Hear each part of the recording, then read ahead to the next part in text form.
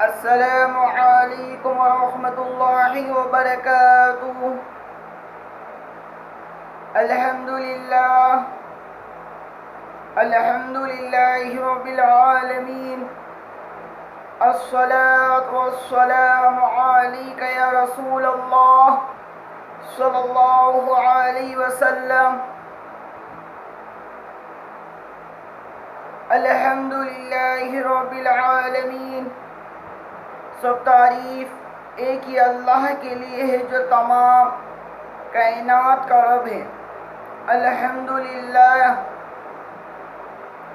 شکر ہے میرے اللہ کا جس نے ہمیں نماز پڑھنے کی طاقت دیا، نیکی کرنے کی طاقت دیا، برائی سے بچنے کی قوت دیا، برائی سے بچنے کی طاقت دیا۔ شکر ہے میرے اللہ کا جس نے ہمیں کھلایا پلایا، جو ہم تک رزق پہنچایا۔ تمام عالم کو کھلانے والا ایک ہی اللہ ہے، پورے کائنات پر نظر رکھنے والا ایک ہی اللہ ہے۔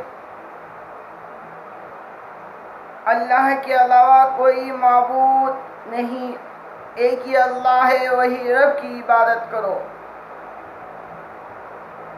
میرے پیارے اسلامی بھائیوں، قرآن مجید میں اللہ تعالیٰ کا فرمان مبارک سن لو۔ فَاذْكُرُونِي أَذْكُرْكُمْ وَاشْكُرُوا لِي وَلَا تَكْفُرُونِ۔ لہٰذا تم مجھے یاد کرو، میں تمہیں یاد کروں گا، اور میرا شکر ادا کرو اور ناشکری سے بچو۔ ان اللہ مع الصابرین، ان اللہ مع الصابرین۔ اللہ تعالیٰ صبر کرنے والوں کے ساتھ ہے۔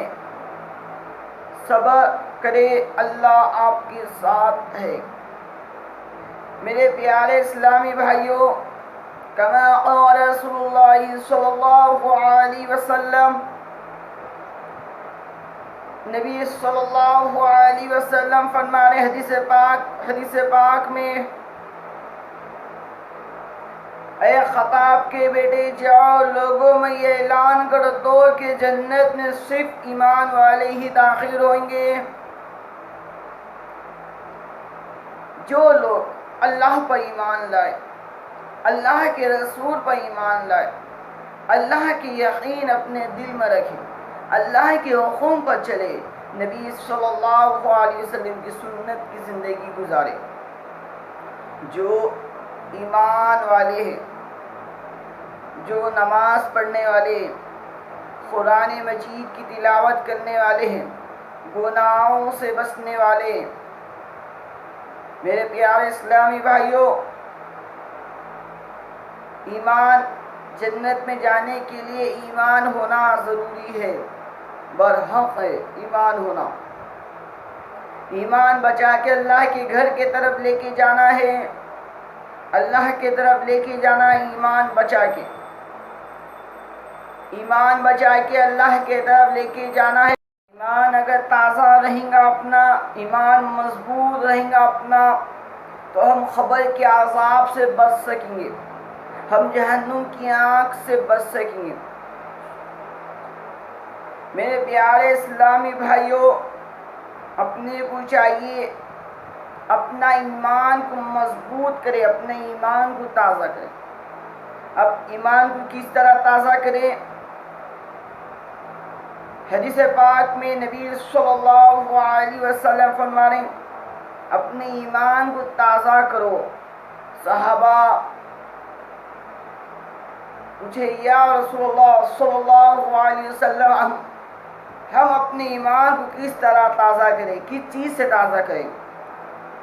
نبی صلی اللہ علیہ وسلم ارشاد فرمائے کہ لا الہ الا اللہ پڑھو، اس کلمے سے اپنے ایمان کو تازہ کرو. یہ ایسا کلمہ ہے کہ اگر ساتوں آسمان ساتوں زمین کے ایک پلے میں رکھ دیا جائے اور لا الہ الا اللہ کو ایک پلے میں رکھ دیا جائے تو لا الہ الا اللہ کا پلہ بھاری ہو جائے گا. لا الہ الا اللہ ایک اتنا بھاری کلمہ ہے جو ایک بار پڑھتا ہے اللہ تعالیٰ کی عرش سے مبارک کے سامنے ایک سکون ہے، اس سکون ہلنے لگتا ہے. اللہ تعالیٰ پوچھتے یہ سکون سکون کیوں ہے؟ اللہ تعالیٰ کو معلوم ہے، پھر بھی اللہ تعالیٰ پوچھ رہے سکون کیوں ہے؟ سکون فرماتا ہے یا اللہ فلاں شخص جو لا الہ الا اللہ پڑھا اس کی مغفرت نہیں ہوئی. اللہ تعالیٰ فرماتے ہیں سکون رک جا، میں اس کی مغفرت فرما دوں گا. جو شخص لا الہ الا اللہ پڑھا اس شخص کے تمام گناہ معاف ہو جاتے، شخص کی مغفرت ہو جاتی. یقین کرو اللہ کی ذات پر یقین کرو. کھلانے والے ایک ہی اللہ ہے، پلانے والے بھی ایک ہی اللہ ہے، رزق پہنچانے والے بھی ایک ہی اللہ ہے، خبر کے عذاب سے بچانے والے بھی ایک ہی اللہ ہے، جہنم کی آگ سے بچانے والے بھی ایک ہی اللہ ہے. اللہ کے علاوہ کوئی معبود نہیں. میرے پیارے اسلامی بھائیوں، قرآن مجید میں اللہ تعالیٰ فرما رہے ہیں لو کان فیہما آلہۃ الا اللہ لفسدتا. زمین اور آسمان میں اللہ کے علاوہ کوئی معبود ہوتا تو زمین اور آسمان تباہ ہو جاتے. اللہ کے علاوہ کوئی معبود نہیں، ایک ہی اللہ ہے، وہی اللہ کی عبادت کرو. میرے پیارے اسلامی بھائیوں، آج اپنے کو یہ معلوم ہونا چاہیے کہ سنت نماز نفل نماز کہاں پڑھے، کدھر پڑھے، مسجد میں پڑھے یا گھر میں پڑھے. نفل سنت حدیث پاک میں، حدیث مبارک میں اپنے نبی صلی اللہ علیہ وسلم فرما رہے ہیں، اپنے نبی صلی اللہ علیہ وسلم سنت نماز نفل نماز گھر میں ادا کرے. فجر کی 2 رکعت فرض نماز سے پہلے 2 رکعت سنت موقدہ گھر میں ادا کرے اپنے نبی صلی اللہ علیہ وسلم. اور نفل نماز گھر میں ادا کرے. گھر کی نماز افضل نماز فرض نماز کے علاوہ، فرض نماز کے سوا، فرض نماز تو افضل ہے، اس سے سوا اور ایک نماز جو افضل ہے جو گھر میں پڑھی جائے وہ نفل نماز سنت نماز. میرے پیارے اسلامی بھائیوں، گھر میں نماز پڑھو، نبی کی سنت ہے. اپنے نبی صلی اللہ علیہ وسلم فرمائے گھروں میں نماز پڑھا کرو، گھروں میں نماز پڑھا کرو. اور ایک حدیث پاک میں اپنے نبی صلی اللہ علیہ وسلم فرما رہے اپنے گھروں کو قبرستان نہ بناؤ، کیونکہ قبرستان میں نماز نہیں ہوتی. قبرستان نہ بناؤ، گھر میں نماز پڑھا کرو. آج لوگ بولتے ہیں کہ گھر میں برکت نہیں ہو رہی، گھر میں خیر و برکت نہیں ہو رہی، جو بھی کما رہی یوں اٹھ جا رہا، گھر میں برکت نہیں ہو رہی، گھر میں لڑائی جھگڑا عام ہو گیا، گھر میں ڈیلی لڑائی جھگڑا عام ہو چکا. میرے پیارے اسلامی بھائیوں، آپ اگر گھر میں نماز پڑھیں گے انشاءاللہ آپ کے گھر کو اللہ تعالیٰ ابھی جنت، ابھی آپ کے رزق کے دروازے ابھی کھول دیے جائیں گے، رزق آپ کے گھر کے طرف پہنچا دیا جائے گا انشاءاللہ. جو شخص نماز فجر پڑھتا ہے، فجر کی نماز، فرشتے اس شخص کا رزق اس کے گھر تک پہنچا دیتے ہیں، اس شخص تک پہنچا دیتے ہیں.